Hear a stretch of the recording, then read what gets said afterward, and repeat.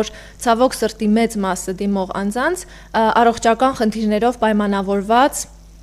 թերի հետազոտություններով պայմանավորված, ոչ համարիր ամբողջական հետազոտություններով պայմանավորված անհամաձայնության խնդիրներն են զորակոչիկների կողմից եւ ունենք բազմաթիվ դեպքեր, երբ զորակոչիկները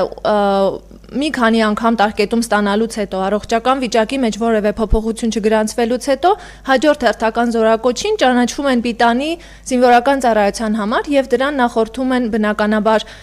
թերի առողջական վիճակի հետազոտությունները, գանգատների չարձանագրումը բժշկական հանձնաժողովների կողմից, որի արդյունքում ունենում ենք մի պատկեր, որ անձը ունենալով նույն առողջական խնդիրները, ինչ նախկինում, ճանաչվում է պիտանի զինվորական ծառայության համար։ Եթե այդ կոնկրետ դեպքի մասին նշեմ, այո, զորակոչիկը 3 անգամ տարկետում էր ստացել եւ հաջորդ հերթական զորակոչին նրան հետազոտությունները չէին իրականացրել, ավելին հորդորել էին, որ ներկայացնի սեփական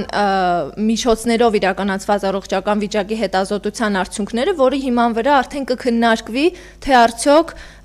ենթակա է զորակոչիկը զինվորական ծառայության, թե ոչ, իսկ զորակոչը արդեն ավարտի փուլում էր։ Այսինքն այստեղ եւս ունենք թե ժամանակի խնդիր, թե զորակոչի կազմակերպման, պատշաճ կազմակերպման խնդիր եւ արդյունքում բողոքարկման արդյունքում հնարավոր եղավ հասնել լրացուցիչ հետազոտությունների իրականացման եւ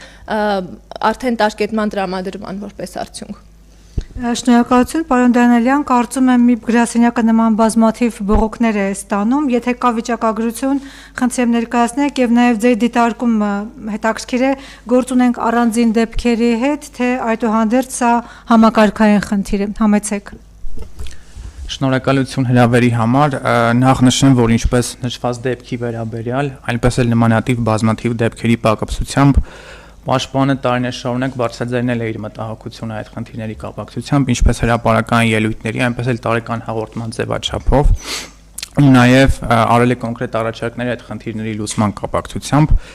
Մեր գործող կարգավորումները չեն սահմանում կենտրոնական բժշկական հանձնաժողովի կողմից օրական փորձաքննությունների առավելագույն թույլատրելի քանակ։ Պաշտպանի դիտարկմամբ նման կարգավորումները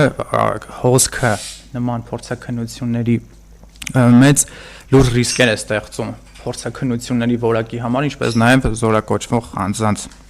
առողջության համար։ Մյուս խնդիրը մեր գործող կարգավորումները հնարավորություն չեն տալիս զորակոչիկին իր վստահելի բժշկին որպես մասնագետ խորհրդատու ներգրավելու փորձաքննության գործընթացում։ Մեր դիտարկանք դա նույնպես կարող է բարձրացնել փորձաքննությունների որակը, ինչպես նաև զորակոչիկների իրազեկվածությունը ու տեղում հնարավորություն տալ որպեսզի անձը ավելի պատշաճ կերպով բարձրաձայնի իր մտահոգությունը